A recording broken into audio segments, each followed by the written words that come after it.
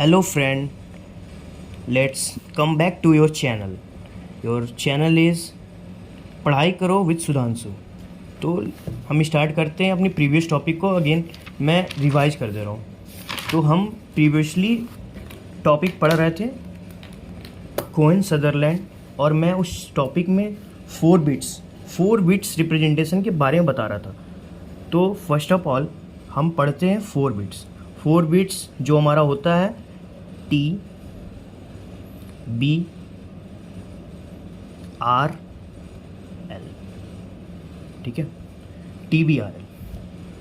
तो first of all जैसे मैंने प्रीवियसली वीडियो में बताया था आप लोगों को कि ये हमारे जो मिररिंग विंडो होता है उसको हम फर्स्ट ऑफ ऑल 9 सेगमेंट में डिवाइड कर देते हैं। कितने सेगमेंट में? 9 सेगमेंट में डिवाइड करते हैं। ठीक है, तो ये हमारा 1 2 3 4 5 6 7 8 9 कितने सेगमेंट्स है? 9 सेगमेंट्स।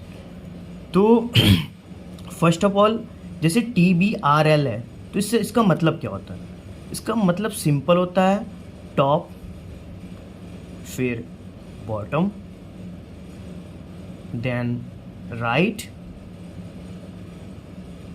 और उसके बाद समझ ही जाओ लेफ्ट है। कोई नहीं।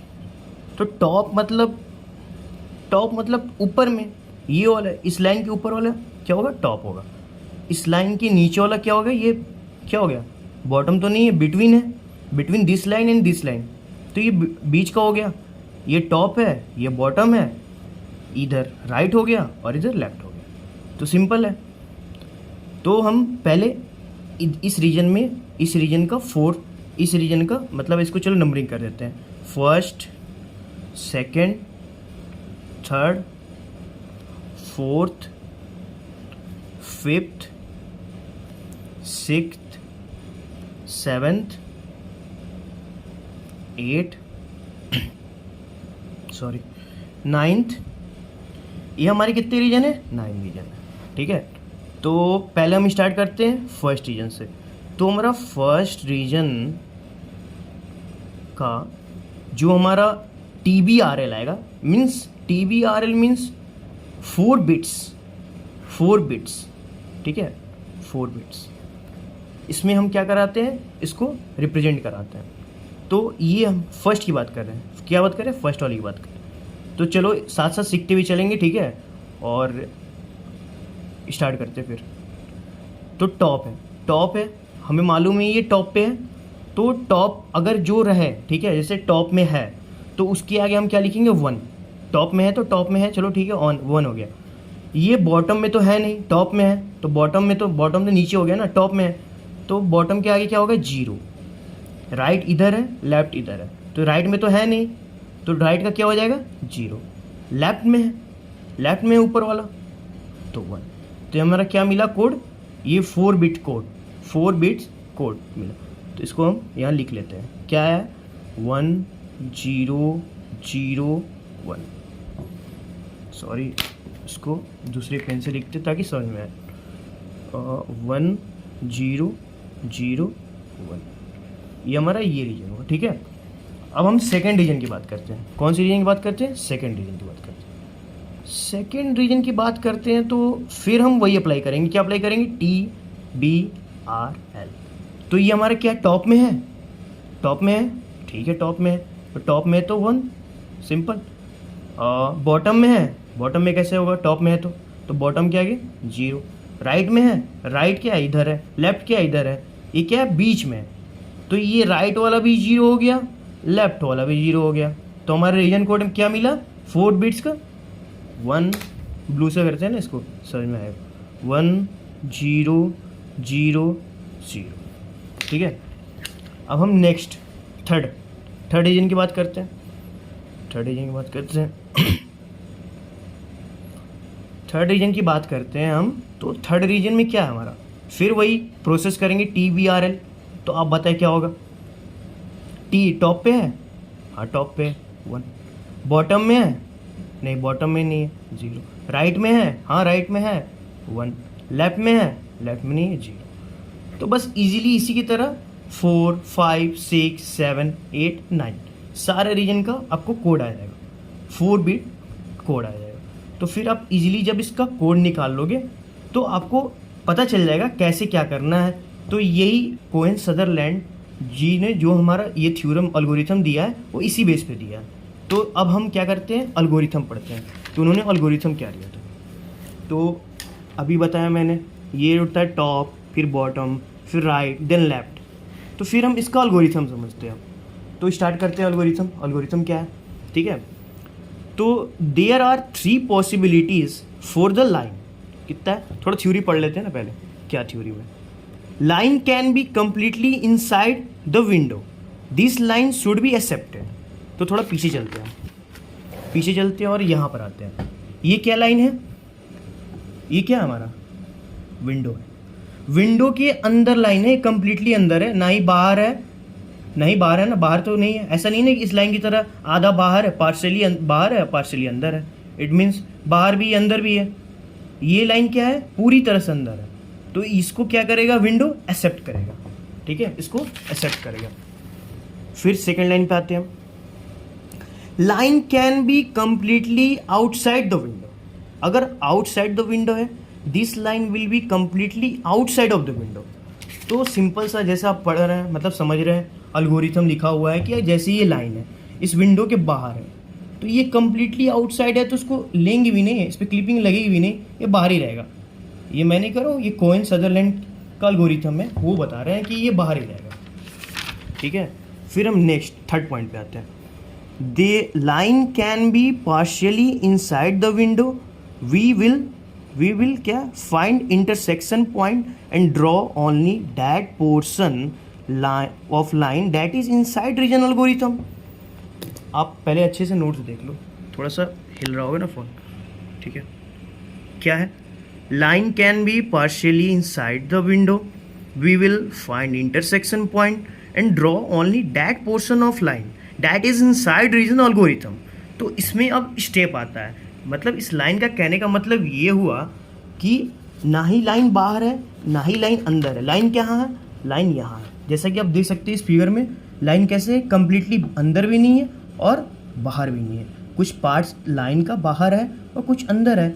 अगर हम इस लाइन को अगर पॉइंट डिनोट करके इसको P4 to P6 करते हैं, देन हमें एक यहाँ पॉइंट मिलेगा, ठीक है, और एक यहाँ पॉइंट मिलेगा ना, तभी ना हम फाइंड आउट कर सकते हैं, तभी ना क्लिपिंग करेंगे। क्लिपिंग मतलब क्या, इसको काटना, सिंपल है काटना, ज़्यादा वो नहीं एल्गोरिथम चेक करना पड़ो, बस काट दो।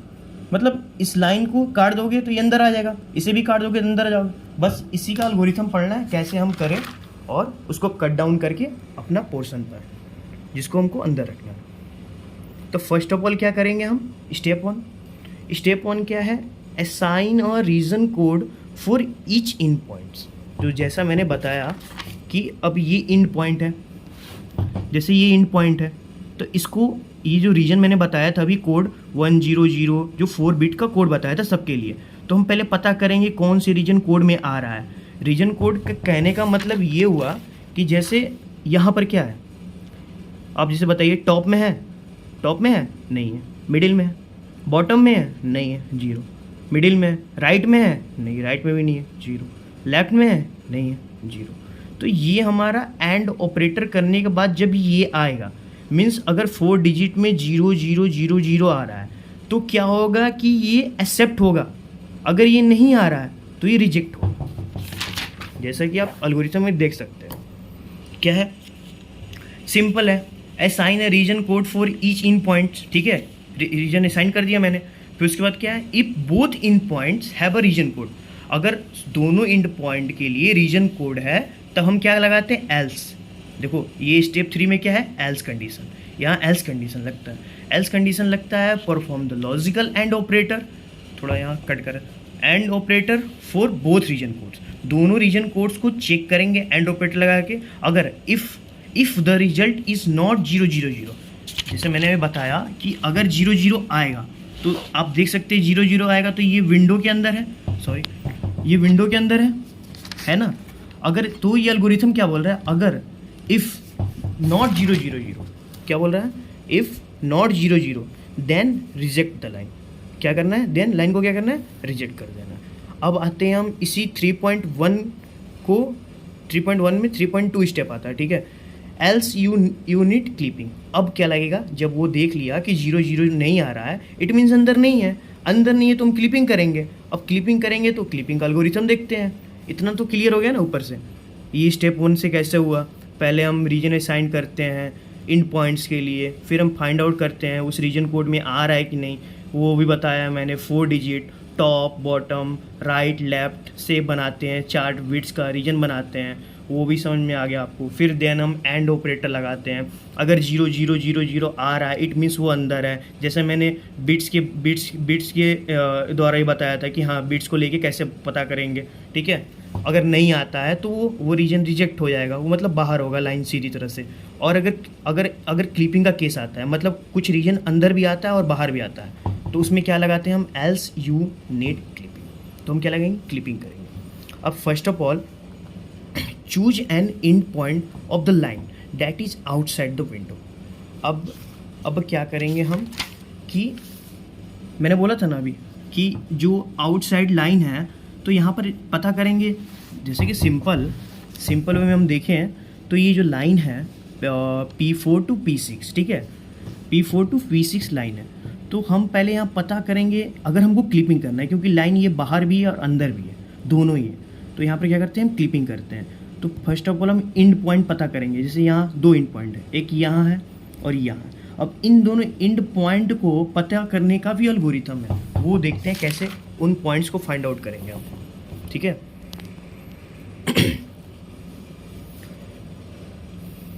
Find the intersection point of the window boundary based on region code. अब जो रीजन कोड का है हमारा पॉइंट, उसको फाइंड करते हैं। Replace end point with the intersection point and update the region code. क्या करेंगे हम, पहले रिप्लेस करेंगे उस इंड पॉइंट, जैसे इंड पॉइंट मिल जाएगा तो उसके बाद का जो लाइन है उसको रिप्लेस कर देंगे, हटा देंगे, क्योंकि हमें इंड पॉइंट मिल गया, इट मीन्स फिर वो अंदर का पॉइंट आने वाला है तो बाहर का हटा देना है। फिर वही रिपीट करेंगे step 2 until you find a clip line either tribically accepted or tribically rejected। it means step 2 को रिपीट करना, it means कि the both end points have a region code। वो रीजन कोड क्या होना चाहिए, 0 तभी वो एक्सेप्ट होगा, ठीक है। तो फिर हम क्या करेंगे, दोबारा से रिपीट करेंगे स्टेप 1 फॉर अदर लाइन, ठीक है, इतना समझ गया ना, ठीक। अब हम आते हैं कोहेन सदरलैंड, ठीक है, Cohen Sutherland to find intersection point. क्या फाइंड करने के लिए, इंटरसेक्शन पॉइंट। अब जो इंटरसेक्शन पॉइंट की बात हो रही थी कि हम क्लिपिंग करेंगे, पहले तो क्या करेंगे वो स्टेप में क्लियर हो गया। लास्टली जब हम क्लिपिंग पे आएंगे, जब हमें पता चलेगा कि कुछ लाइन बाहर है और कुछ अंदर है, तो हमें क्लिपिंग की ज़रूरत पड़ती है। तो क्लिपिंग कैसे करते हैं हम, अब पता करेंगे क्लिपिंग करने का तरीका क्या है। तो फर्स्ट है क्या, टू फाइंड इंटरसेक्शन पॉइंट। हम क्या करेंगे, इंटरसेक्शन पॉइंट फाइंड करेंगे, देन क्या करेंगे, स्टेप इंटरसेप्ट मेथड, ठीक है। अब जैसे कि मालूम होगा m इक्वल्स टू स्लोप होता है, और स्लोप का निकालने का फॉर्मूला भी पता होगा, y2 minus y1 upon x2 minus x1।